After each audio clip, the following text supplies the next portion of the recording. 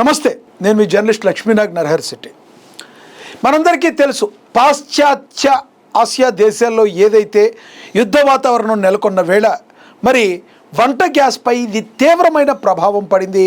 ప్రస్తుతం అన్ని నిన్నటి వరకు అయితే మనకి బెంగళూరు కావచ్చు, చెన్నై కావచ్చు, ఇలా హైదరాబాద్ వరకు అనుకున్నాం. కానీ తెలుగు రాష్ట్రాల మొత్తం, భారతదేశం మొత్తం కూడా ఈ యొక్క ప్రభావం చాలా చాలా తీవ్రంగా పడింది. ప్రధానంగా అన్ని హోటళ్ళు, రెస్టారెంట్లు మరి మూసివేయబడ్డాయి. కార్మికులందరూ రోడ్డున పడ్డారు. మరి దీనికి కారకులు ఎవరు అని చెప్పి అనేక మంది ప్రశ్నిస్తున్న పరిస్థితిని మనమైతే గమనించవచ్చు. సిపిఐ, సిపిఎం నేతలు లాంటి వాళ్ళు రోడ్ల మీదకు వచ్చి మీరు గ్యాస్ సిలిండర్ రేటు ఏ రకంగా పెంచుతారు అని చెప్పి 60 రూపాయలు పెంచారు, డొమెస్టిక్ గ్యాస్ సిలిండర్ రేటు ఏ రకంగా పెంచుతారు అని చెప్పి బయటకు వచ్చి మరి రచ్చరచ్చ చేస్తున్న పరిస్థితిని మనమైతే గమనిస్తున్నాం. ఇక గ్యాస్ కొరత అనేది ఉంది, కానీ ఇది ఎవరికి కూడా వంటింట్లో ఎవరైతే గృహోపకరణాలకు ఉపయోగిస్తున్నారో, మరి డొమెస్టిక్గా ఉపయోగిస్తున్నారో వీరికి ఎటువంటి పరిస్థితుల్లో ఏ ప్రాబ్లం లేదు మరి అని కేంద్ర ప్రభుత్వం చెప్తున్నప్పటికీ కూడా మరి కమర్షియల్గా ఈ యొక్క గ్యాస్ వాడే యొక్క పరిస్థితి దారుణాతి దారుణంలోకి వెళ్ళిపోయింది. అన్ని హోటళ్ళు మూతపడ్డాయి. ఏ రోజుకు ఆ రోజు. ఇప్పుడు ఫర్ ఎగ్జాంపుల్ ఒక హోటల్ తీసుకుందాం, ఒక చిన్న హోటల్ తీసుకుందాం. ఆ హోటల్లో దోశ, ఇడ్లీ, పూరి అన్నీ వేస్తారు. మరి ఆ హోటల్లో మాస్టర్లు ఉంటారు. దోశ మాస్టర్ దోశ వేస్తే పూరి మాస్టర్ పూరి వేస్తాడు. అతను మైసూర్ బొండాలో ఏవో ఒకటి వేస్తూ ఉంటాడు. అన్నీ వాళ్ళదంతా 3 గంటల పాటు నడుస్తుంది. వాళ్ళకి నెలకి జీతాలు ఉండవు. ఏ రోజు జీతం ఆ రోజే ఇస్తారు. మరి వాళ్ళందరి పరిస్థితి ఏంటి? రోజుకి వాళ్ళు సామాన్యులు సంపాదించుకునే మహా అయితే ఒక 500, 450, 500 సంపాదించుకుంటారు. ఆ మాస్టర్ అంటే నెలకి వాళ్ళు రోజు కష్టపడితే వాళ్ళకు వచ్చేది 15,000. మరి వాళ్ళ కుటుంబాలను పోషించుకోవాలి కదా. కానీ ఏమీ లేకపోవడం వల్ల, గ్యాస్ లేకపోవడం వల్ల హోటళ్ళన్నీ మూలతపడ్డాయి. పెద్ద పెద్ద రెస్టారెంట్లు, పెద్ద పెద్ద వాటికి ఏ ప్రాబ్లం లేదు. ఎందుకంటే వాళ్ళు యాజమాన్యాలు ఆల్రెడీ నిల్వలో ఉంటారు, లాభాల్లో ఉంటారు, కాబట్టి ప్రాబ్లం లేదు. కానీ చిన్న చిన్న హోటళ్ళు కూడా కమర్షియల్ వాడే ఈ రోజున కమర్షియల్ సిలిండర్ ధర ఎలా బయట బ్లాక్ మార్కెట్లో 3,000కు అమ్ముతున్నారని కూడా మరి బయట అనేక టాక్ నడుస్తుంది. అది కూడా ఒక్కరోజే. ఆ తర్వాత ఇప్పుడు అది కూడా ఎక్కడా కనబడటం లేదు. ఓవరాల్గా మొత్తానికి షాపులన్నీ మూసేసిన పరిస్థితి.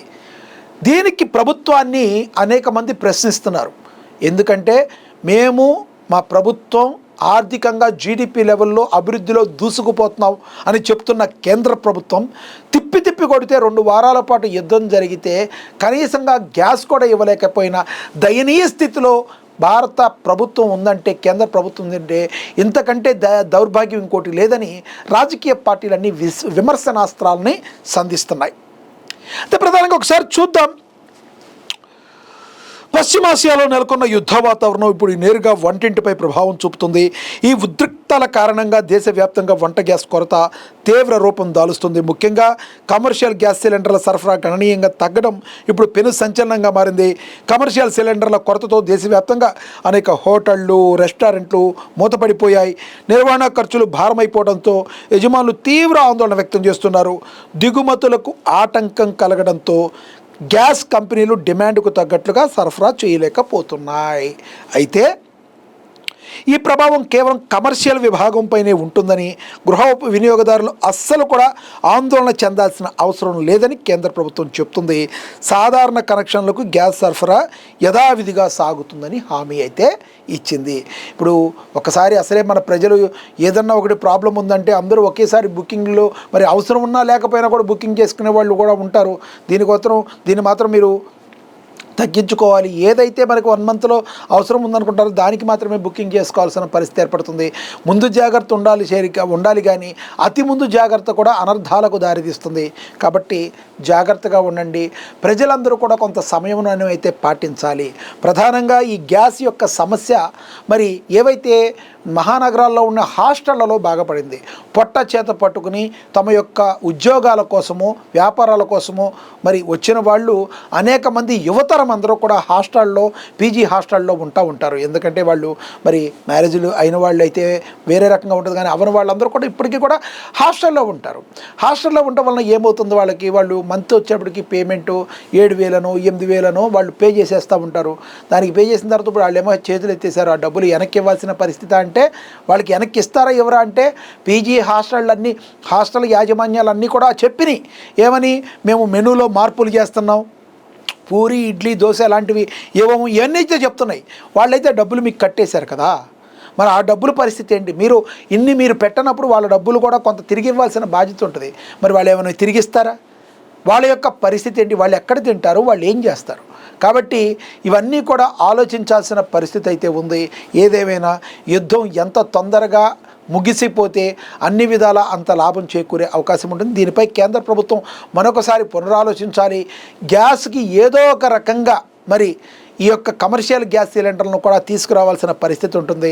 మరి ఈ యొక్క రానున్న రోజుల్లో మరి ముడి చమురు విషయంలో రానున్న ఇప్పటికైతే ప్రాబ్లం లేదు, కానీ మరో 10 రోజులు అయితే పెట్రోల్ పరిస్థితి, డీజిల్ పరిస్థితి కూడా ఇలాగే వెళ్ళిపోతే రాష్ట్రం అంధకారంలోకి వెళ్ళిపోతుందని చెప్పడం పెద్ద అతిశయోక్తి కాకపోయి ఉండొచ్చు. ఏది ఏమైనప్పటికీ కూడా ఈ గ్యాస్ కొరత ఏదైతే ఉందో ఇది ప్రస్తుతం చాలా సంక్షోభానికి దారితీస్తుంది. ఎంతోమంది కార్మికులు రోడ్డున పడిన పరిస్థితులు మనకైతే వస్తున్నాయి. కాబట్టి దీని గురించి కేంద్ర ప్రభుత్వం మరి పునరాలోచించాలి. ఏ విధంగా చేస్తే ఈ గ్యాస్ కొరత నుంచి మనం బయటపెట్టవచ్చు, లేదంటే ప్రత్యామ్నాయ మార్గాలు ఏమైనా చూస్తారా, దానికి సంబంధించి మీరు ఏమైనా మార్గాలకు సంబంధించి దిశానిర్దేశం చేస్తారా అనేది చూడాలి. గ్యాసులు అంటే ఇప్పుడున్న ఈ గ్యాసులు లేని టైంలో అంతకుముందు ఏముండేది? హోటళ్లకు, రెస్టారెంట్లకు మరి మీరు ఎటువంటి అయినా ప్రత్యామ్నాయ మార్గాల మీద వాళ్ళు ఫోకస్ చేసేటట్టు ఏదన్నా మీరు చేసే అవకాశం ఉందా? ఇది యుద్ధం ఇలాగే కొనసాగితే మరి నెలలుగా మూతబడితే మరి ఒక విప్లవం తిరుగుబాటు వచ్చిన కేంద్ర ప్రభుత్వం మీద ఆశ్చర్యపోవసరం లేదు. అక్కడ వాడెవడో యుద్ధం చేయటువంటి ఇక్కడ మనం ఆకలి చావులతో చచ్చినట్టుగా మరి రావాల్సిన పరిస్థితులు వస్తే మాత్రం ఇదంతా కూడా కేంద్రానికి చాలా తలనొప్పిగా మారే అవకాశం చాలా స్పష్టంగా కనబడుతుంది. మరి ఈ వంట గ్యాస్ కావచ్చు, ముడి చమురు కావచ్చు, ఇవేవైనా కూడా ఎటువంటి ఇబ్బంది లేకుండా సామాన్య ప్రజానికాన్ని ఇబ్బంది పెట్టకుండా ఉండే విధంగా ఉండేటట్టు కేంద్ర ప్రభుత్వం తగు చర్యలు తీసుకోవాల్సిన అవసరం ఉంది. మీరేమంటారో కమెంట్ బాక్స్ రూపంలో కమెంట్ చేయండి. నమస్తే.